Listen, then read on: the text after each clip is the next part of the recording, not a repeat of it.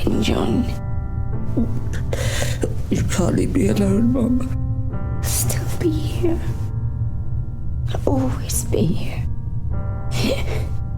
But you forgot to say it again.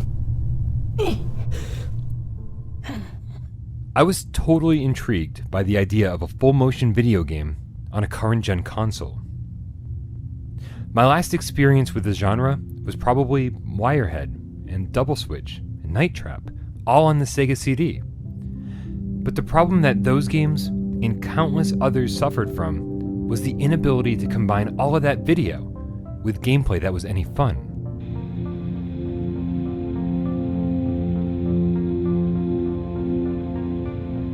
Well, fast forward more than 20 years, and Wales Interactive saw fit to bring the genre back. I'm not saying there hasn't been others. I'm saying that The Bunker, which was billed as a full-motion video horror game, was the first to blip my radar.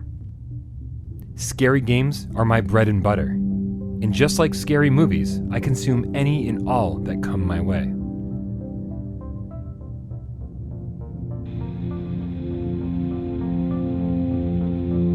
The first thing you'll notice about The Bunker are the high production values. Everything looks and sounds like a big-budget feature film. That means high-quality video, dramatic camera angles, lighting. It's well written, and more importantly, it's well acted. This is something you'd never find on Sega CD.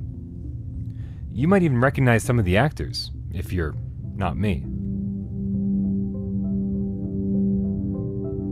The whole experience is about 2 hours long, which would be perfect if you just want to play your way through a movie. But unfortunately, it only took me about 30 minutes to discover that The Bunker might not be the game or movie I was hoping for.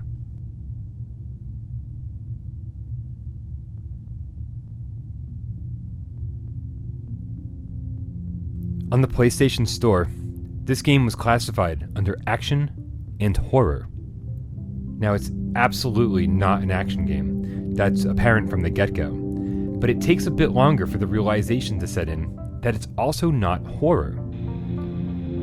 Suspenseful? A little. Creepy? Maybe. But not horror. And there's nothing more disappointing than sitting down to watch a scary movie and have it not be scary. Because then, no matter how interesting the story is, and in this case, only mildly, you're left wondering why you're watching it at all, which sort of sums up the last 90 minutes of my playthrough. Because ultimately, there's not even a lot to do in The Bunker. There's some minor puzzle solving at best, but most of the gameplay boils down to just dragging the cursor around the screen until you find something to interact with. Which, in all fairness, limited gameplay is what I expect from an FMV game. But there has to be an interesting narrative to make up for all of that. And if you're anything like I am, you're probably not going to find that here.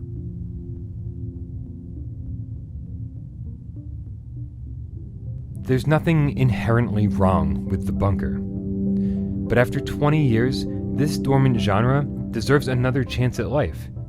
And The Bunker, it just wasn't enough to resuscitate it.